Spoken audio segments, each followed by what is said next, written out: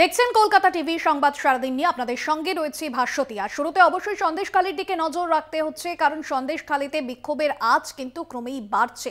আর এই সন্দেশখালীতে আজ যাচ্ছেন রাজ্যপাল সিভি আনন্দ বোস। সন্দেশখালীর সাধারণ মানুষজনের সঙ্গে কথা বলবেন রাজ্যপাল। কেরল সফরে কাটছাট করে রাজ্যপাল সিভি আনন্দ বোস তিনি কলকাতায় ফিরেছেন এবং আজই তিনি দক্ষিণ চব্বিশ পরগনার সন্দেশখালীতে যাচ্ছেন। আপনাদের জানিয়ে রাখবো, সন্দেশখালীর ঘটনায় এখনো পর্যন্ত 18 জনকে গ্রেফতার করা হয়েছে এবং যেমনটা জানা যাচ্ছে যে 6 মহিলা সহ এখনো পর্যন্ত বেশ কয়েকজনকে গ্রেফতার করা হয়েছে। অন্যদিকে আপনারা জানেন যে গতকালই কিন্তু 3 জনকে গ্রেফতার করায় নতুন করে নিরাপদ সরকারকে দুপুরের কিছু পরে তাকে গ্রেফতার করা হয়। প্রথমে তাকে আটক করে পুলিশ এবং তারপর তাকে জিজ্ঞাসাবাদের পর গ্রেফতার করা হয়।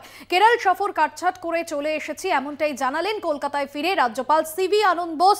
পাশাপাশি তিনি এর আগে আমরা দেখেছিলাম যে নবান্নে ফোন করে সন্দেশখালীর ঘটনায় জন্য রিপোর্টও তলব করেছিলেন, রাজ্যপালের রিপোর্ট তলব করেছিলেন। নবান্নে তিনি ফোন করে রাজ্যে যে পরিস্থিতি তৈরি হয়েছে সন্দেশখালী কাণ্ডে সেই বিষয়েও কিন্তু জানতে চেয়েছিলেন। ঠিক কি বলেছেন রাজ্যপাল কলকাতায় ফিরে এসে আপনাদের শোনাই। Kerala, organizing a week-long Bengal festival there to showcase the best that is there in the culture and heritage of this great land. When I heard the shocking and shattering tale of the incidents which took place in Sandeshgali, I have cut short my program there. I am going to Sandeshgali to see for myself what is the real Sandesh from the gullies of Sandeshgali. I'll react to you after seeing that place. Have you received reports, sir? আপনাদের শোনালাম রাজ্যপাল CV আনন্দ বোসের বক্তব্য। সন্দেশখালীর অলিতে গলিতে আসলে কি চলছে এই সমস্ত বিষয় তিনি খোঁজ নিতে চান এবং আজই তিনি সন্দেশখালীতে যাবেন এবং সেটাই আমি সরজমিনে দেখতে যাচ্ছি। সন্দেশখালীর অলিতে গলিতে ঠিক কি চলছে এমনটাই কেরল থেকে ফিরে সংবাদ মাধ্যমের মুখোমুখি হয়ে কলকাতা বিমানবন্দরে বললেন সিভি আনন্দ বোস। আপনাদের জানিয়ে রাখবো, গত কয়েকদিন ধরে যেভাবে অগ্নিগর্ভ পরিস্থিতি তৈরি হয়েছিল সন্দেশখালীতে, প্রথমে শুরু হচ্ছিল কেন্দ্র বঞ্চনার প্রতিবাদে তৃণমূলের মিছিল, তারপর সেই মিছিলের প্রতিবাদে পাল্টা মিছিল বিজেপির এবং তারপর গ্রামবাসীদের যে অভিযোগ জমি লিজের টাকা আত্মসাৎ করার অভিযোগ, আর সেই অভিযোগকে সামনে রেখে গ্রামের যারা আদিবাসী মহিলারা তারা বারংবার মিছিল করেন। কোথাও গিয়ে যে অভিযোগ সামনে এসেছিল সন্দেশখালীর ঘটনায় নারী নিরাপত্তা সুরক্ষিত নয়, নারীদের নিরাপত্তা নিয়ে প্রশ্ন উঠেছিল। আর সেই জায়গা থেকে আমরা দেখেছিলাম গতকালও দিনভর বিক্ষোভ প্রতিবাদ সন্দেশখালী সহ এবং সন্দেশখালীর বিক্ষোভ প্রতিবাদের আজ এসে পৌঁছল জেলা সহ শহর কলকাতাতেও। গতকাল আমরা দিনভর সেই ছবি দেখেছি। আর আজ রাজ্যপাল সিভি আনন্দ বোস তিনি দক্ষিণ চব্বিশ পরগনার সন্দেশখালীতে যাচ্ছেন। সন্দেশখালীর অলিতে গলিতে ঠিক কি হয়েছে সেটাই আমি সরজমিনে দেখতে যাচ্ছি কলকাতা ফিরে, এমনটাই তিনি জানিয়েছেন বিমানবন্দরে দাঁড়িয়ে সংবাদ মাধ্যমের মুখোমুখি হয়ে।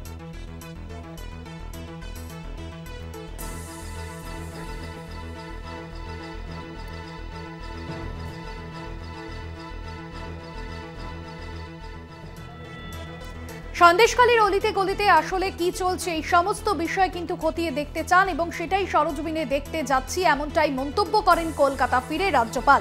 সরাসরি আমাদের প্রতিনিধি রিয়া মাঝি রয়েছেন আমাদের সঙ্গে। রিয়া, যেভাবে অগ্নিগর্ভ হয়েছে সন্দেশখালী, তার বিক্ষোভের আজ শহর থেকে জেলা বিভিন্ন জায়গায় পড়েছে, আজ সেখানেই যাচ্ছেন রাজ্যপাল। কি কি বিষয় তিনি খতিয়ে দেখবেন এবং ইতিমধ্যেই তিনি নবান্নের কাছে ফোন করে এই সন্দেশখালীর ঘটনার বিস্তারিত জানতে চেয়েছেন?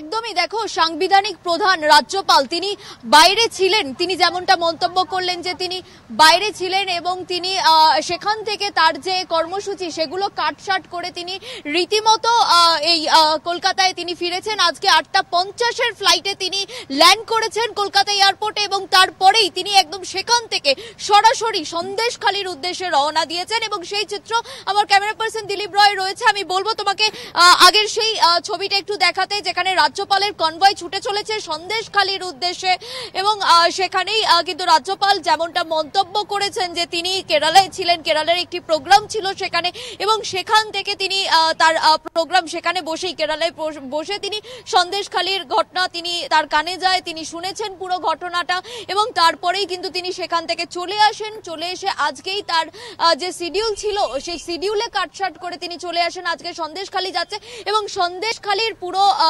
সেখানে ঠিক কি ঘটনা ঘটেছে, কি কি হয়েছিল, সেই সন্দেশখালীর অলিগলি ঘোরার জন্য তিনি আজকে যাচ্ছেন এবং সরজমিনে খতিয়ে দেখবেন তিনি যে ঠিক কি ঘটনা ঘটেছিল। এবং এই যে একাধিক অভিযোগ সামনে এসেছে যে মহিলারা যে অভিযোগ করেছেন যে তাদের ওপরে যে অকথ্য ভাষায় তাদের গালিগালাজ বা তাদের ওপরে যে অত্যাচার হয়েছে, যে অভিযোগের ভিত্তিতে তারা এরকম রণক্ষেত্র চেহারা ধারণ করেছে এই সন্দেশখালী, সে মূলত সেই বিষয়টাই আজকে সরজমিনে খতিয়ে দেখবেন সাংবিধানিক প্রধান রাজ্যপাল সিভি আনন্দ বোস। সেই কারণের জন্যই কিন্তু তিনি ইমিডিয়েট কলকাতায় এসেছেন, 8:50 তিনি ল্যান্ড করেছেন এবং তারপরেই কিন্তু তিনি রাজ্যপাল তিনি সন্দেশখালী উদ্দেশ্যে রওনা দিয়েছেন। ইতিমধ্যে তুমি যে কনভয় দেখতে পাচ্ছ, যেখানে দেখা যাচ্ছে যে রাজ্যপালের কনভয় তিনি সন্দেশখালীর উদ্দেশ্যে যাচ্ছেন, সেই চিত্র কিন্তু তুমি দেখতে পাচ্ছ ইতিমধ্যেই। একেবারে রিয়া, এবং এই বিষয়টা কিন্তু প্রথম নয়, এর আগেও আমরা দেখেছি যেখানে বারংবার অভিযোগ সামনে এসেছিল কোনো জায়গায় এ ধরনের ঘটনা ঘটলে রাজ্যে আইন শৃঙ্খলা পরিস্থিতির অবনতির অভিযোগ যখন উঠেছিল, সেই জায়গায় কিন্তু রাজ্যপাল বারংবার সরজমিনে তিনি খতিয়ে দেখেছেন। আজ মূলত কি কি বিষয় তিনি দেখবেন, সাধারণ মানুষজনের সঙ্গে কথা বলবেন রাজ্যপাল? একদমই, দেখো, সাধারণ মানুষের সঙ্গে কথা বলবেন, যারা অভিযোগ সামনে এনেছে মহিলারা তাদের সঙ্গে কথা বলবেন এবং যারা ক্ষতিগ্রস্ত হয়েছে তাদের সঙ্গে কথা বলবেন, যাদের উপরে অত্যাচার হয়েছে তাদের সঙ্গে কথা বলবেন। একদম বলা চলে যে সরজমিনে তিনি পুরো বিষয়টা খতিয়ে দেখবেন। কারণ দেখো, এর আগেও আমরা দেখেছি যে যখনই এরকম ল অ্যান্ড অর্ডার সিচুয়েশন তৈরি হয়েছে সেখানে দাঁড়িয়ে সাংবিধানিক প্রধান তিনি সবসময় রাজ্যর কাছে একটি রিপোর্ট চেয়েছে এবং এই ক্ষেত্রেও তার অন্যতা হয়নি। কিন্তু রাজ্যপাল এবারে তিনি সরজমিনে খতিয়ে দেখতে চাইছেন। এর আগে ভাঙর ঘটনা যখন ঘটে তিনিও তখনও কিন্তু সেখানেও হস্তক্ষেপ করেছিলেন রাজ্যপাল এবং এই ক্ষেত্রেও তিনি যাচ্ছেন, তিনি নিজে সরজমিনে খতিয়ে দেখবেন। এবং এছাড়াও তোমাকে জানিয়ে রাখবো যে এখনো অবধি যে ঘটনা যে ঘটেছে, যে ল অ্যান্ড অর্ডার সিচুয়েশন হয়েছে সন্দেশখালীতে, তার পরিপ্রেক্ষিতে যে অ্যারেস্টের যেটা দেখা যাচ্ছে যে যতজন অ্যারেস্ট হয়েছে মূলত যাদের বিরুদ্ধে অভিযোগ, উত্তম সর্দার এবং শিবপ্রসাদ, এই দুজনের মধ্যে এই দুজনের ওপরে কিন্তু মূলত যে অভিযোগ ছিল গ্রামবাসীদের, যে মহিলাদের ওপরে তাদের যে অকথ্য অত্যাচার, তাদের ওপরে টর্চার, এই যে পুরো বিষয়টা এবং তাছাড়াও যে একাধিক অভিযোগ সামনে এসেছিল, সেই জায়গা থেকে দাঁড়িয়ে কিন্তু যেটা দেখা গেল যে উত্তম সর্দার, শুধুমাত্র একজন উত্তম সর্দার, তাকে একমাত্র গ্রেপ্তার করা সম্ভব হয়েছে। এবং তারপরেই যেটা দেখা গেল যে নিরাপদ সর্দার এবং সিপিএম এর এবং বিজেপির বিজয় সিং, এদেরকে গ্রেপ্তার করা হয়েছে।